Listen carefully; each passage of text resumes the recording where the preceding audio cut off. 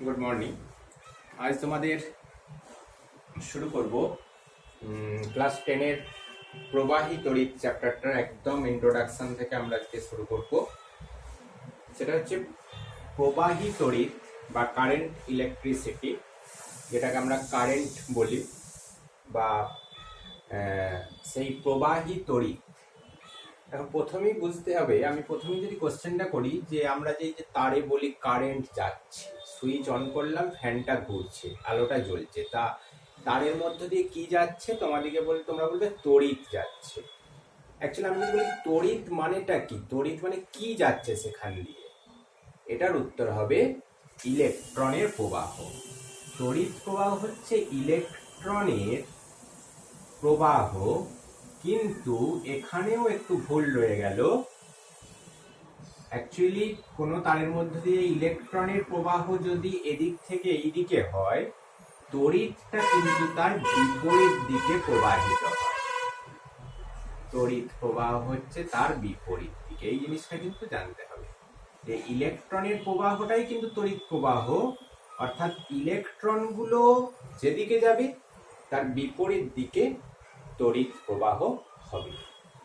তাহলে দেখো, এই যে তড়িৎ প্রবাহ হয় কেন তারের মধ্যে দিয়ে, তাহলে এখানে বুঝতে পারছি যে যেখানে ইলেকট্রনের ঘাটতি থাকবে, এক জায়গায় ইলেকট্রন কম থাকবে, ঘাটতি থাকবে, আর এক জায়গায় ইলেকট্রন অতিরিক্ত থাকবে। এক জায়গায় যদি ইলেকট্রন অতিরিক্ত পরিমাণে থাকে, তাহলে এদিক থেকে এদিকে ইলেকট্রনের প্রবাহ হবে। ঠিক বিপরীত দিকে আমরা বলবো এদিকে তড়িৎ প্রবাহ হচ্ছে।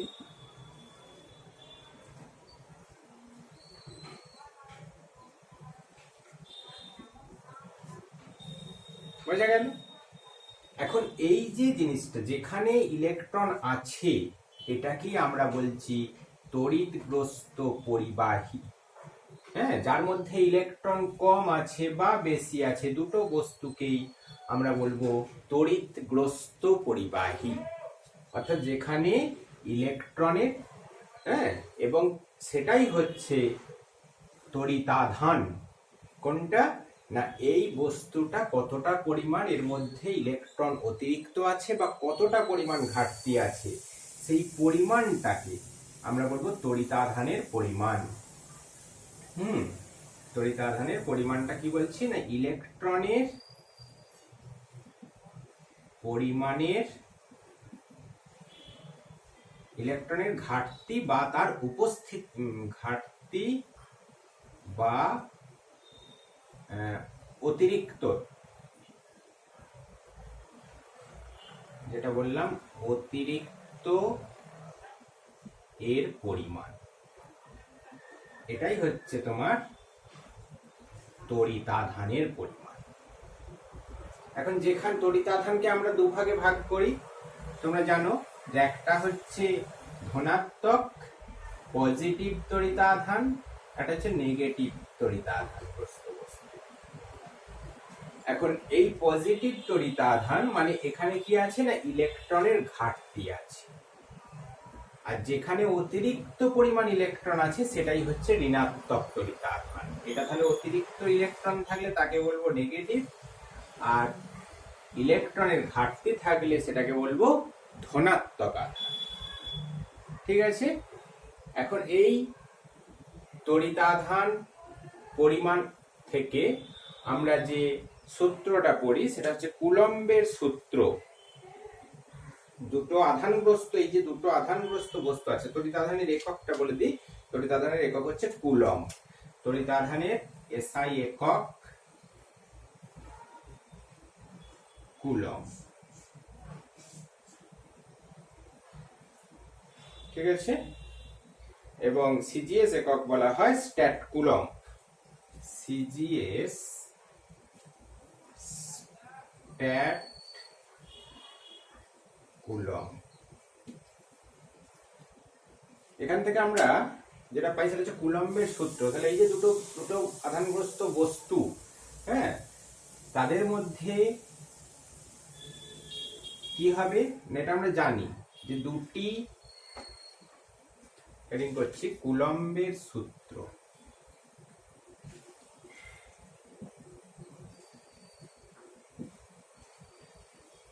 এই যে দুটো আধানগ্রস্ত বস্তু যে কোনো আধানে আহিত হতে পারে, দুটোই প্লাস দুটোই মাইনাস বা একটা প্লাস একটা মাইনাস, এদের মধ্যে কি হবে না আকর্ষণ বা বিকর্ষণ বল হবে।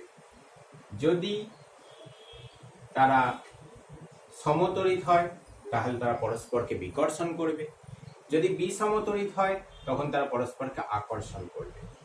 তা কুলম্বের সূত্রানুসারে বলছে এই আকর্ষণ বা বিকর্ষণ বলের মানটা এদের আধানদ্বয়ের যদি Q1 এবং Q2 পরিমাণ তড়িতাধান থাকে এবং তাদের মধ্যে দূরত্ব যদি r হয়, তাহলে আকর্ষণ বলটা দুটোর সমানুপাতিক, একটা হচ্ছে তাদের আধানদ্বয়ের গুণফলের সমানুপাতিক এবং তাদের দূরত্বের বর্গের ব্যস্তানুপাতিক। তাহলে এখান থেকে কি পাচ্ছি, অতএব F সমানুপাতিক Q1 Q2 by r square, বা অতএব F সমান একটা k ধ্রুবক Q1 Q2 by r square. এই কেটাকে বলা হচ্ছে স্থির তড়িৎ বল ধ্রুবক। স্থির তড়িৎ বল ধ্রুবক, কেটা একটা ধ্রুবক যেটাকে বলা হয় স্থির তড়িৎ বল ধ্রুবক। ঠিক আছে, এই হচ্ছে তড়িতাধানের বস্তুর মধ্যে আকর্ষণ বা বিকর্ষণ বলের পরিমাণ। যাক, এটা আমার একটা অন্য আকর্ষণ বিকর্ষণ বল। এবার আমরা যেটা আসতে চাইছি যে এই দুটোকে যখন আমি সংযোগ করব তখন তাদের মধ্যে কি হবে না তড়িৎ প্রবাহিত হবে। যদি এদের বিভবের পার্থক্য থাকে, কারোর বিভব বেশি কারোর বিভব কম। বিভব জিনিসটা কি, বিভবটাকে আমরা কার্যের সাপেক্ষে খুব ভালো করে এটা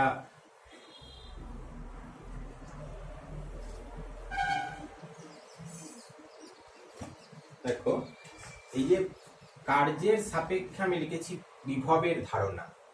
হ্যাঁ, বিভবটা হচ্ছে যে এমনিতে বিভবটা হচ্ছে যে একটা বস্তু, একটা তড়িতাহিত বস্তু এদিক থেকে এই দিকে তড়িৎ যাবে না এই দিকে এই দিক, তড়িৎটা কোন দিকে যাবে, তড়িতের প্রবাহটা। যেমন আমরা তাপের ক্ষেত্রে জানি যে একটা বেশি উষ্ণতার বস্তু একটা কম উষ্ণতা, এটা 30 ডিগ্রি সেন্টিগ্রেড, এটা 10 ডিগ্রি সেন্টিগ্রেড, তাহলে অবশ্যই এদিক থেকে এইদিকে তাপের প্রবাহ হয়। তেমনি এখানেও দুজনের তড়িৎ বিভবের অবস্থাটা বলে দেবে যে এদের মধ্যে তড়িৎ প্রবাহিত হবে বা হবে না। উচ্চ বিভব সবসময় একজনের বিভব উচ্চ হতে হবে আর একজনের বিভব নিম্ন হতে হবে। উচ্চ বিভব থেকে নিম্ন বিভবের দিকে সবসময় তড়িৎ প্রবাহিত হবে। তাহলে এটাই হচ্ছে তড়িৎ বিভব। তড়িৎ বিভব হচ্ছে বস্তুটা তাড়িতিক অবস্থা। ঠিক আছে, উষ্ণতা যেমন বস্তুর তাপীয় অবস্থা, তেমনি তড়িৎ বিভবটা হচ্ছে বস্তুর তাড়িতিক অবস্থা। তার ফলে সেটা নির্ভর করে দিচ্ছে বস্তু দুটোকে যদি সংযোগ করি তাহলে সেটা একটা বস্তু থেকে অন্য বস্তুতে তড়িৎ যাবে বা ওই বস্তু থেকে এই বস্তুটাতে তড়িৎ আসবে, তড়িৎ প্রবাহিত হবে। এখন এই উচ্চ বিভব আর নিম্ন বিভব জিনিসটা একটুখানি আমি ভাঙবো, একটু বোঝার চেষ্টা করো। যে আমি একটু আগে বললাম যে তড়িতাধান, তাহলে যেখানে ইলেকট্রনের ঘাটতি আছে তার মানে সেটা হচ্ছে ধনাত্মক তড়িতাধান, যেখানে ইলেকট্রন অতিরিক্ত আছে সেটা হচ্ছে ঋণাত্মক তড়িতাধান। এক্ষেত্রে অবশ্যই তড়িৎ প্রবাহিত হবে, এটাকে বলা হবে উচ্চ বিভব, এটা হবে নিম্ন বিভব।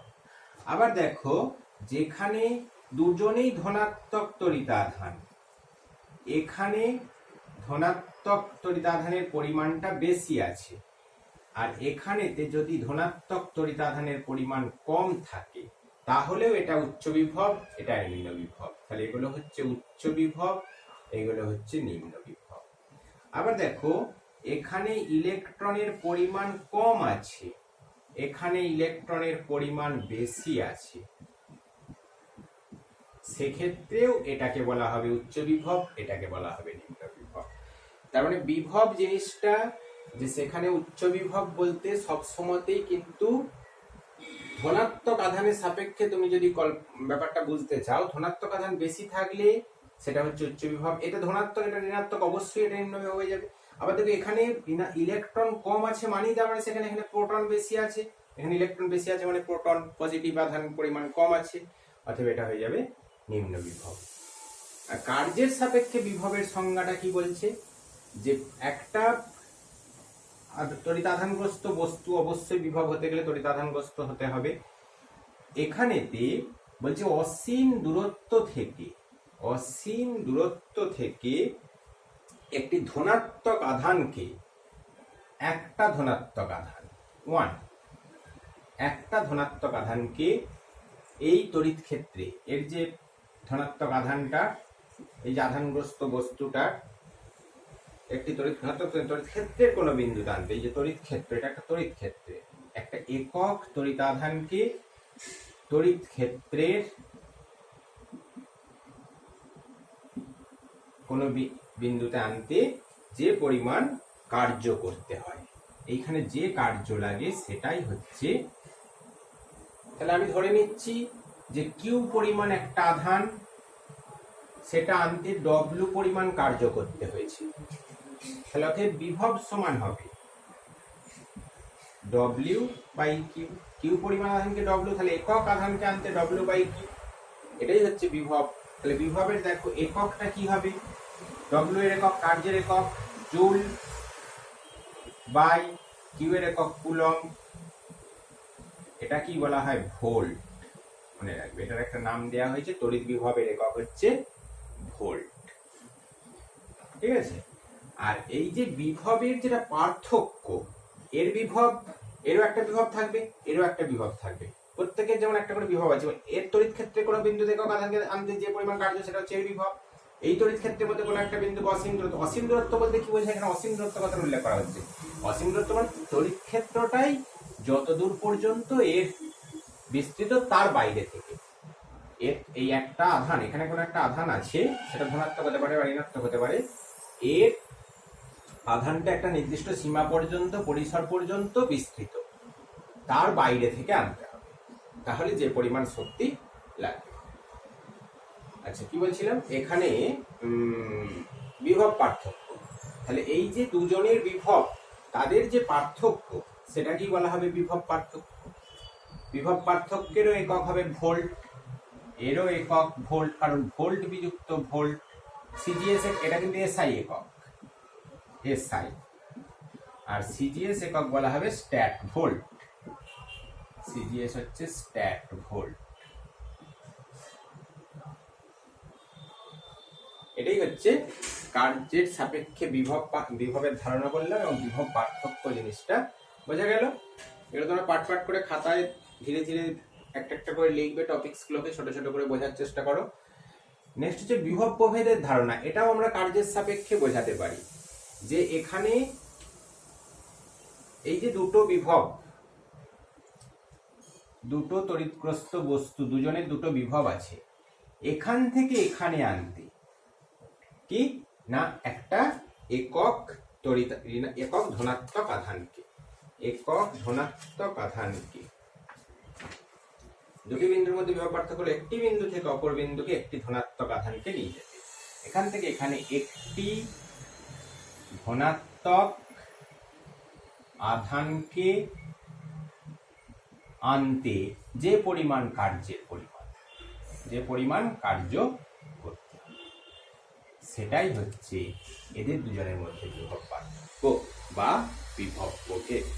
তাহলে বিভব প্রভেদ কিন্তু বর্তমান থাকলে তবেই কিন্তু তড়িৎ প্রবাহিত হয়। ছোট্ট যে জিনিসগুলো, মেন জিনিসগুলো আমাকে জানতে হবে, তড়িৎ বিভব, বিভব পার্থক্য, বিভবের একক, দুজনেরই একক ভোল্ট, কুলম্বের সূত্রটা অবশ্যই মুখস্থ করতে হবে এবং তার গাণিতিক ফর্মুলাটা, আধান, তড়িতাধানের মান, আধান দু প্রকারের জেনে গেছি, ওটা আবার মেন হচ্ছে আধানের একক কুলম্ব, এটা জানবে, এবং আরেকটা একক আছে ইএসইউ, সিজিএস এককটা আমি কুলম্ব, স্ট্যাট কুলম্ব বলা হয়, এসআই একক হচ্ছে কুলম, সিজিএস একক স্ট্যাট কুলম। আরেকটি সিজিএস একক আছে, সেটি হলো ইএসইউ, ইলেকট্রোস্ট্যাটিক ইউনিট।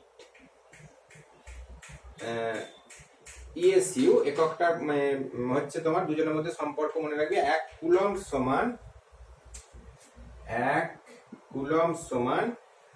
3 × 10⁹, 3 × 10⁹ ইএসইউ। এইটা সম্পর্কটা জানবে, এটা হচ্ছে সিজিএস একক, এটা হচ্ছে এসআই একক, দুজনের মধ্যে সম্পর্ক 1 কুলম সমান 3 × 10⁹ ইএসইউ। এটা হচ্ছে তড়িৎ আধানের বললাম। ওকে, আজ এ পর্যন্তই। তোমরা প্রথম দিকের 2-3টে পাতা আমি বললাম, পরের দিনে আমরা তড়িৎ চালক বল থেকে ডে 2তে করব। তড়িৎ চালক বল এবং তার সঙ্গে বিভব প্রভেদ জিনিসটা কি, পার্থক্য, তারপর আমরা আস্তে আস্তে চ্যাপ্টারের গভীরে প্রবেশ করব। আজ এ পর্যন্তই, তোমরা পড়াটা তৈরি করবে। ওকে।